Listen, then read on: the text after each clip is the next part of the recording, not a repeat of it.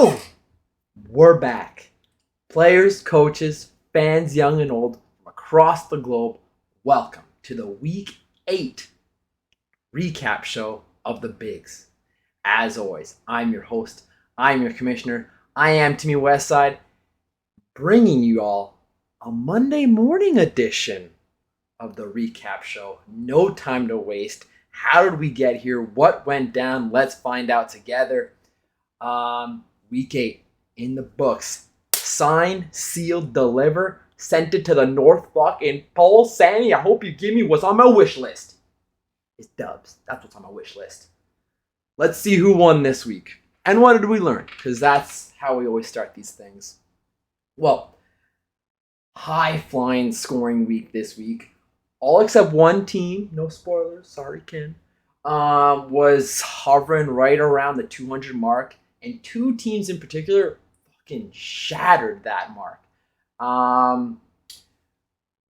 Hottest team in the league continues to roll, putting up monster points. No spoilers, but wagon status is in the air for next week. We'll see. We'll get into that. So much to get to.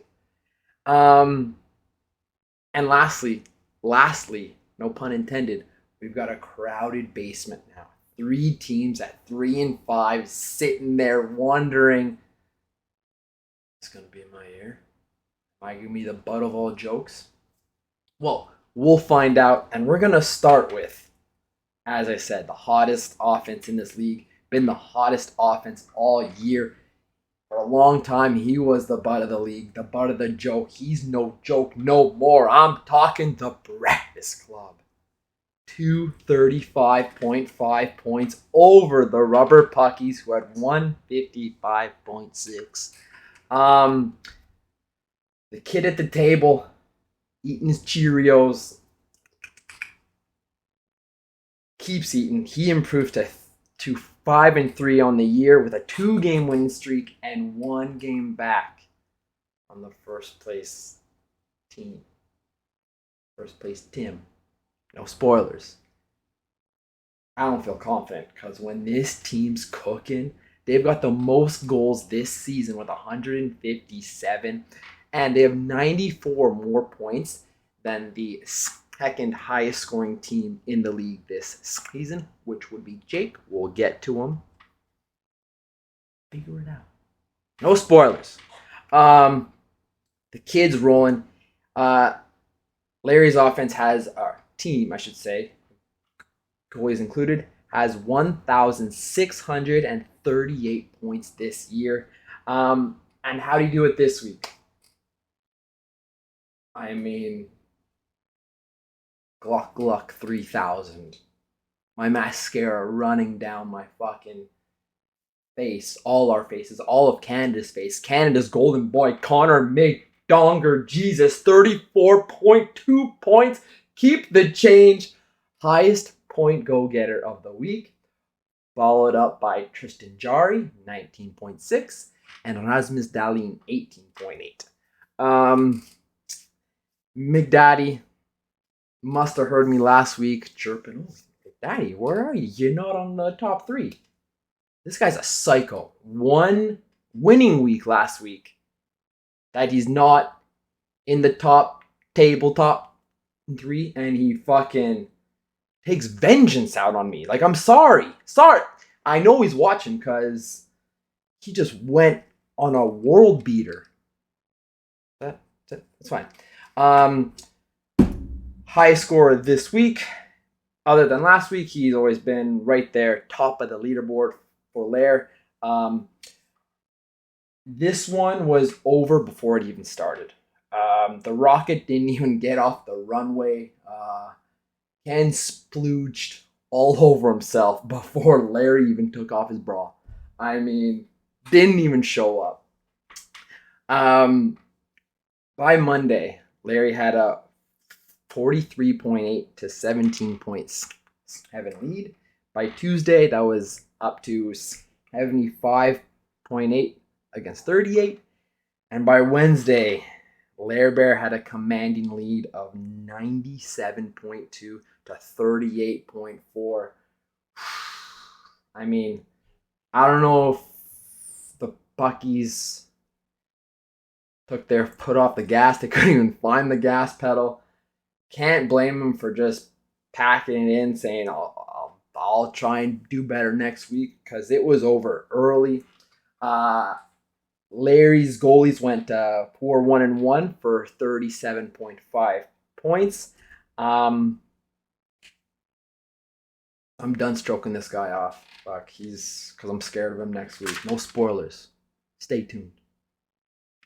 Let's go on to Kenny now, real quick. Listen, what can I say? The positives, he's still 4-4.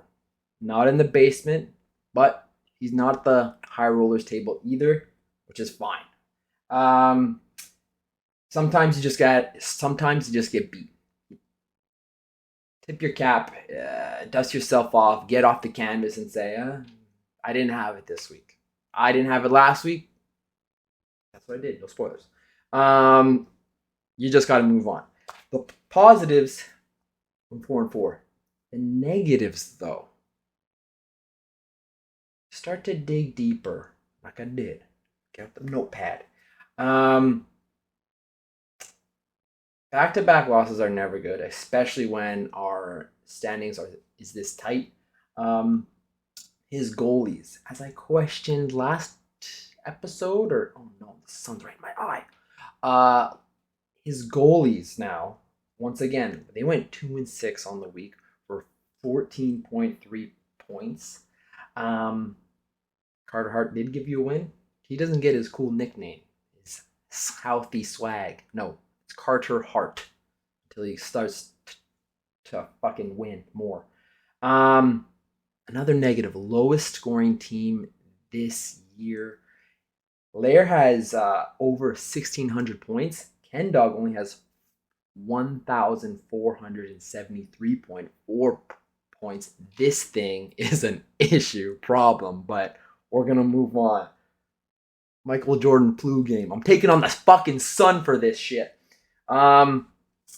His top three were Matty Tkachuk, 21.4 points. Krill keeps on doing what he does. He's a killer, 17 points. And Pierre-Luc Dubois, 12.6.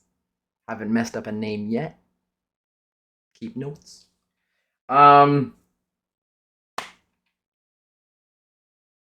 Yeah. 154.6, lowest in the league this week. What more can I say? But listen, I'm not going to put him on blast. Because there's another team that I'm going to get to. That I will. He gets a 1 week. He's still the champ. Cushion. That's what he's earned. He's earned that. No time to hit the panic button yet when a champ is 4-4. But I will say next week, if he racks up a third straight loss and puts up another performance like this, we'll talk. Moving on. Game number 2. Lair Bear's the hottest offense team in the league this year. But this week belonged to the comeback kid who had 249 points, giving it to his older brother, the Burt Macklin squad, who only had 197.5. Bootsy, for the first time, with back-to-back dubs. He's 35. He's 3-5 and just dragging people down to the basement with him. Working. It was a tight race up until Thursday. It was actually Jake had the lead after Wednesday night. Jake was up 85-83. And then the next 3 days, little brother took it to him.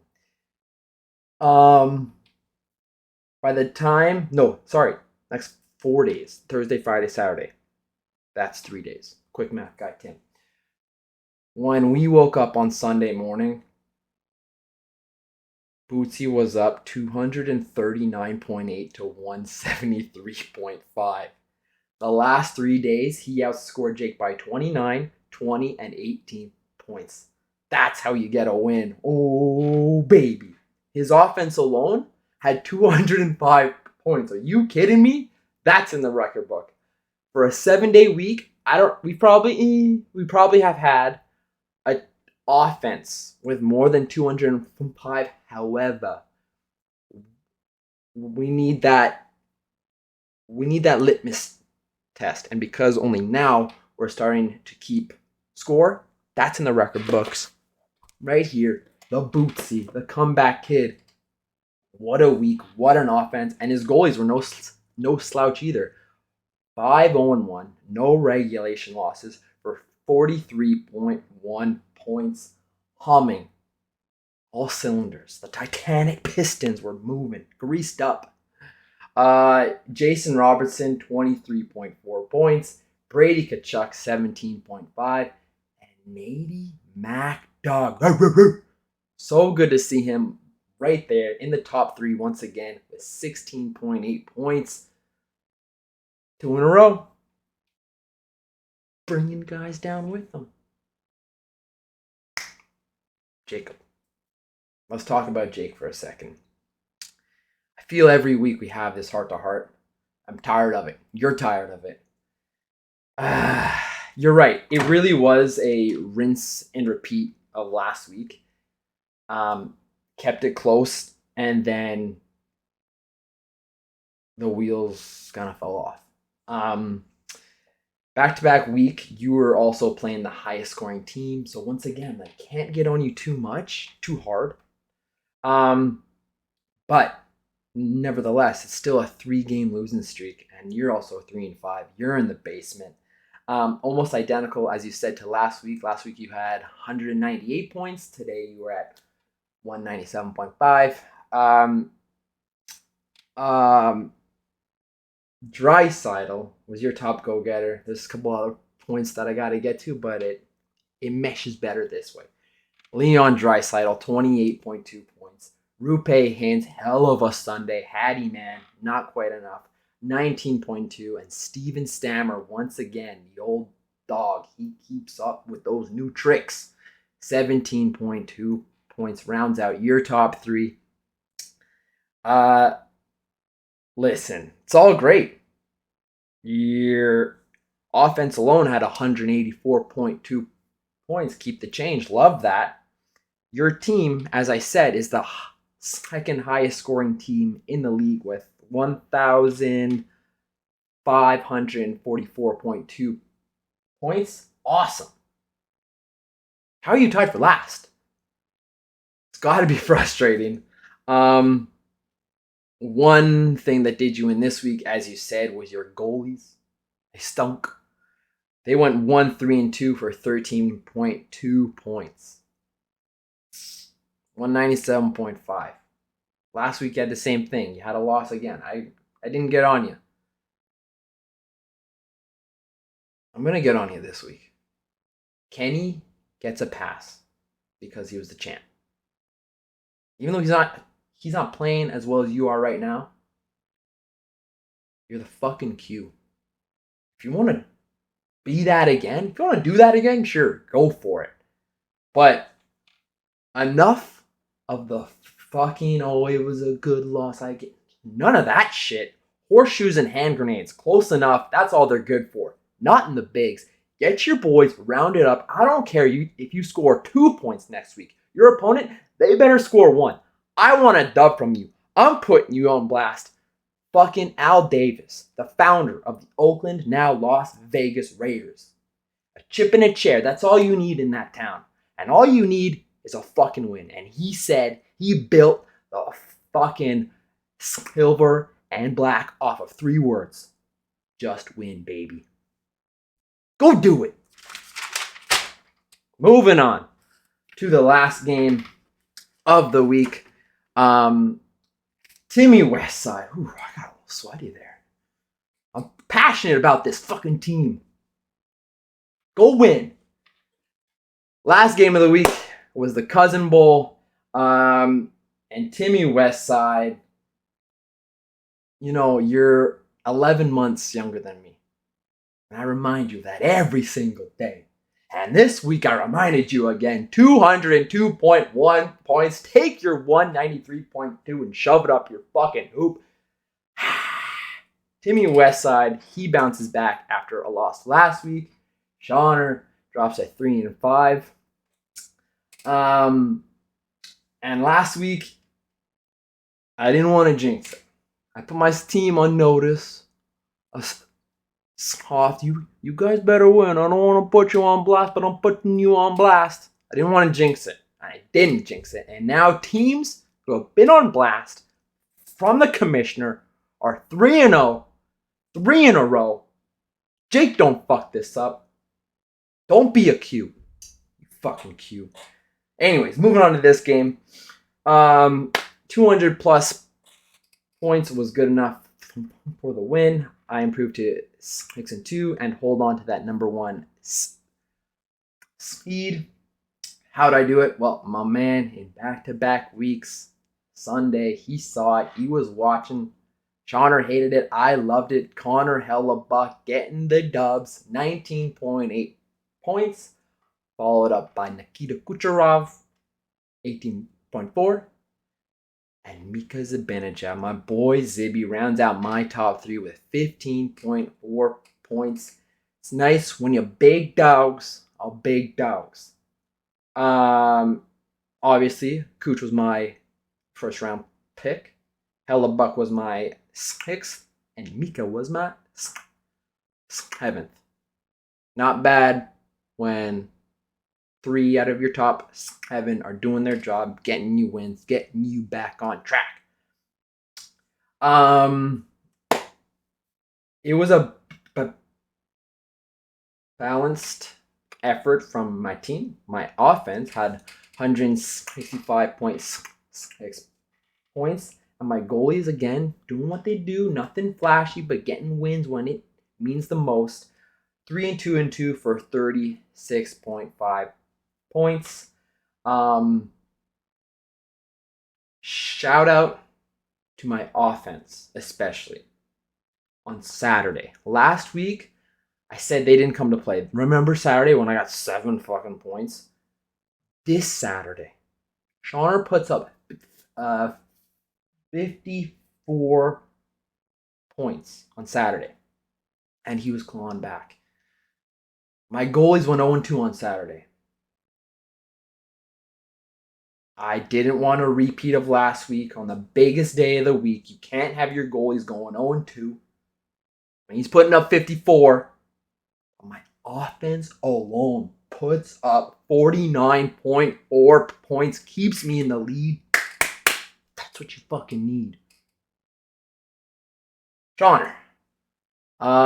Good effort. Fuck. After Tuesday, you were down by 30 points. And then the next 4 days, you won every single day. And you fucking, brick by brick, you were clawing back. Heading into Sunday, you were down by 7 and just inched you out there. There was a chance that you could have pulled the comeback, and then I would have fucking ripped my team. But not the case. My team holds strong. Your team now drops to 3-5 after back-to-back wins. Do I have that right? Yeah. Snapping your 2-game winning streak. You're now 3-5. Is that right? Yeah. Just falls short, but once again, in back-to-back weeks, your goalies are the highest goaltending squadron. They went 5-2 for 47.4 points. Hello, that should have been enough for a win, but your offense shit the bed. That's back-to-back weeks now where your goalies have 47 points. And your top 3 were Tage Thompson, 24.4 points, Andres Vasilevsky, 16.0, and Jamie Timmy Stu, 12.2 points. I think we're good. That was good. Moving on to week 9, giving you guys a quick little preview because it's a biggie. I'm calling this a statement week. Last week was like the family week, the family and the faux family week. This is statement week. This is judgment day because we got Timmy Westside, number 1, 6-2, not a big deal, taking on Guns Blazing McGee, the Breakfast Club. This is the battle for first.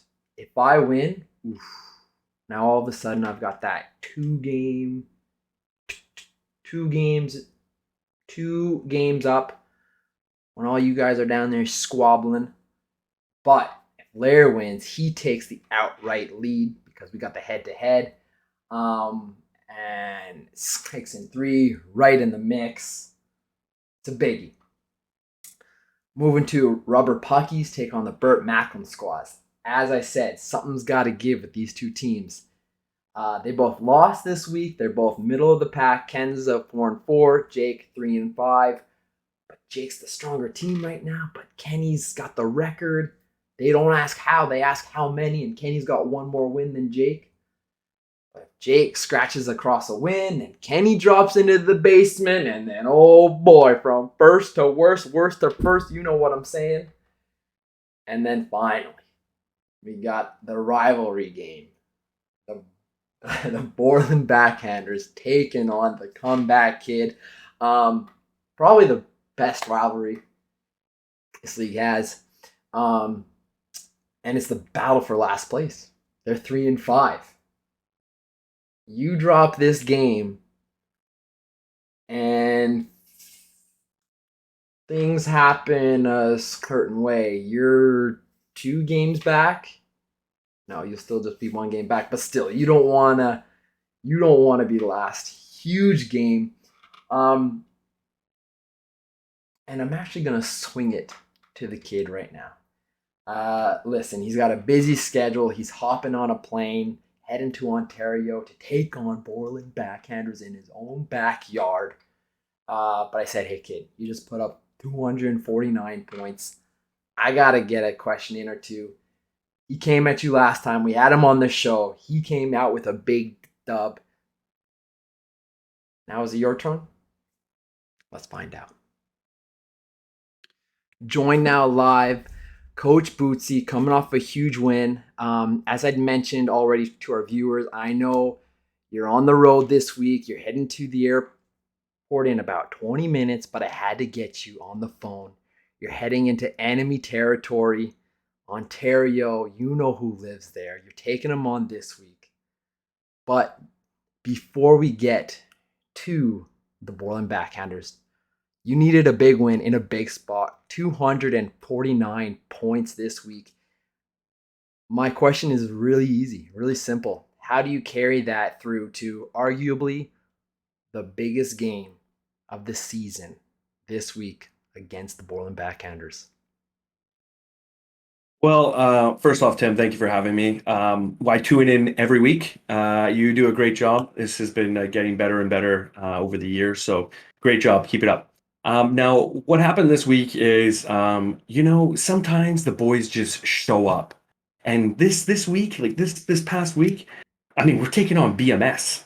The joke, the Q of our fucking our fantasy league. So fuck that guy. He stunk. See you later. See you next.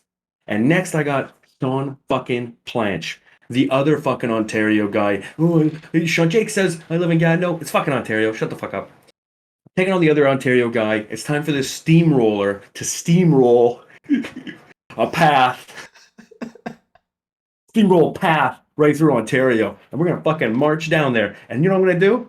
I'm gonna stick it right up his fucking hoop, and I'm gonna fucking come right on Sean's back from the front. It's gonna be great. It's gonna be glorious. My guys are gonna show up. I know Sean's ragtag group of fucking goalies. Oh, Cam Talbot, oh, garbage, poopy. Vasilevsky, can you show up maybe? Huh? Can you maybe play?